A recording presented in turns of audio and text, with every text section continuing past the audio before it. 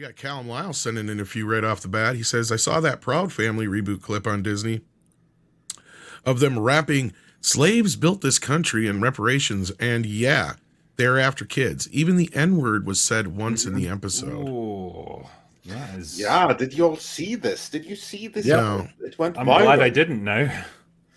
Well, basically, it's just imagine the worst kind of thing that you would expect to be clipped from libs of TikTok, something that you would expect to see like leaked from like a university class or something like that. It was just like that, only animated for kids and on Disney Plus. That is sinister stuff. Yeah, man, that's like Velma level. It's bad because it targets 6 to 10-year-olds. I mean, primarily. If you just still shot throughout, believe the first couple of episodes, you will see books that are laden with CRT and similar neo-Marxist indoctrination stuff. What's funny about this, Andre, now, before this show even, we had heard some stuff about this show way back when, didn't we? You were telling me. I believe so. And then I think we're kind of like, oh my God, that's so depressing and that's so disturbing that I can't even focus on doing that first. Well, I remember we tried telling people about it because we're like, we don't have any frame of reference for the show. You're more than willing to have this news if you want it. And nobody seemed interested at the time. Yeah. And Callum Lyle, it is a cartoon for kids, basically. Yeah. It's supposed to be anyway. It's pure indoctrination, and no more than that. It's indoctrination into the accepted way of thinking as per Disney's own Ministry of Truth. It's funny as well because we were just covering last night how Disney's having to lay off thousands of staff. That they're losing money hand over fist on Disney Plus, and it's because of stuff like this. I know this is just one tiny little thing, but it's just a microcosm of where Disney is as a company and what their mindset is. How many parents are gonna be happy for their kids to watch stuff like this? So many of them are just gonna be like, right, let's get you away from this, little Timmy. This is not good for you. Well, I think the problem is, drinkers, most parents aren't paying enough attention to what their kids are watching. That's the other problem. Well, I think that some may be considering. Oh, I'm sure some are. Don't get me wrong, but yeah, we learned from the Disney earnings call just a couple of days ago that in North America, that's the U.S. and Canada, and this is with all the tricks that they have at their disposal to try to boost up the numbers, they still were only able to justify a growth of 200,000 subscribers. For a platform like this, or for a service like Disney Plus, that's pretty anemic numbers. And it tells me that in reality, it's probably negative growth once you remove all the tricks that they have of trying to boost them. So obviously, some people must have seen that this stuff here, this ain't for kids, because you have She-Hulk, you have all these Marvel and Star Wars movies on Disney Plus, and still you only have a growth of 200,000 subs. I think as well, all of this stuff, none of it's as special as it used to be. There was a time when the idea of I've got this streaming service where it's the only place I can watch Star Wars content. Awesome! Every Star Wars movie or show that comes out, it's a real event. I've got to watch that. Or same with Marvel. New Marvel movie comes out, awesome! Can't wait to see it. But now there's been so much of it, and so much of it has been mediocre at best, that it loses its interest, and so it loses its selling point for customers, particularly now when people are struggling just to get by. This would be the first thing on the list to cancel.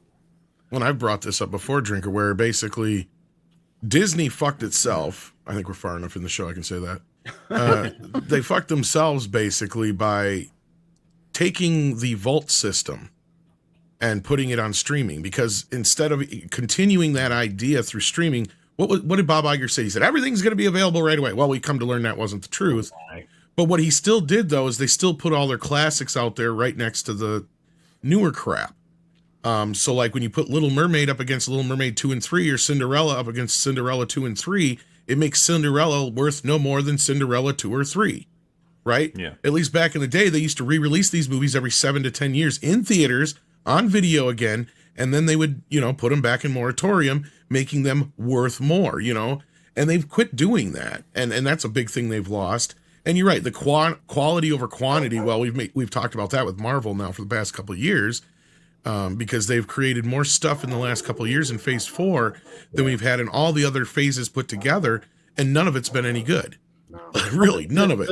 The motivation for the Disney Plus channel is suspect. They don't make a cent on any movie or TV show that they put on it. You could complain that Apple Plus is a bit of a throwaway, but Apple wants to sell more Apple boxes, Apple TV boxes. They actually do have a motivation for adding content to their channel. Disney has none. It makes no sense. Same with Amazon. Like their motivation is that they've got the best model actually, because if you want Prime, you want next day deliveries on all your Amazon stuff, which everyone uses. Right. You get this thing bundled in with it as well. It's just a little bonus. And so all of that enormous amount of business that they do subsidizes whatever entertainment losses they might incur. But yeah, Disney don't have that same motivator. They don't have that same reason to keep people on board with this.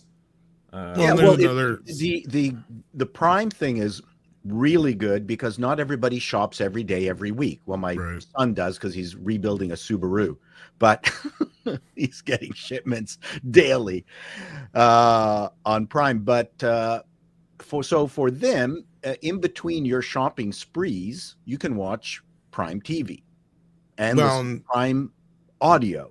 So there is method to Amazon's madness, but there's none for Disney's. Well, Amazon's an element of just it's the streaming wars, and so their hope might have been, well, if we just outcompete everyone else, we'll just kind of drive them out of business, and we'll just be the streaming service that can reign supreme, and then they can jack up the prices, do whatever they want. They've really adopted that a la carte model, right? Like they've been able to get just about every other streamer service to use them as a hub. So that's their one model they've got that works for them. The other side of it is they have a situation where they still have growth yet, because a lot of people who have Prime Video up until recently didn't realize they had it because they had the Prime shipping like you're talking about. And so at one point it was like a 60-30 split. 60% of the people who had Amazon Prime had no idea they could watch Prime Video. They didn't even know it existed until like the recent years. Now that's flip-flopped. Now about 30% of the people who have it don't really realize that they can use it, but now 60% of the people have discovered it, let's say. So they have that aspect. But you also brought up the streaming war part, Drinker, and we are kind of in the middle, or I should say more or less on the other end of it, because we all knew this wasn't going to last too long, because pretty basically none of these guys can sustain themselves. We're seeing it with both companies right now on the streaming side of things. There's only a few streamers who've been able to manage to be sustainable in this system.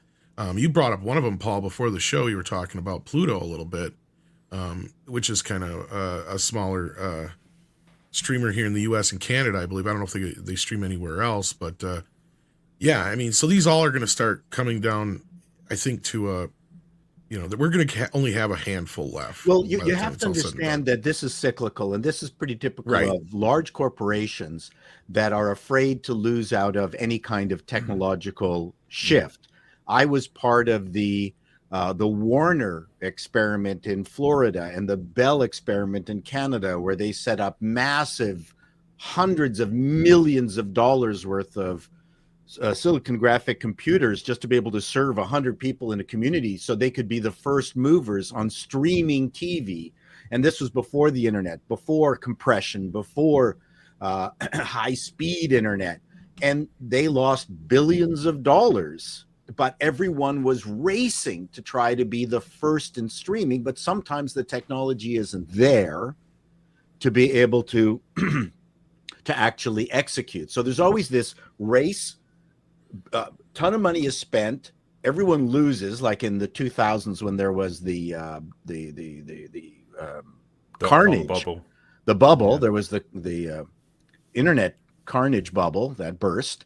But then what happens is that everything that people dreamt about and wanted to be first movers in slowly creeps back in, and the technology bubbles to the surface, and then it becomes real.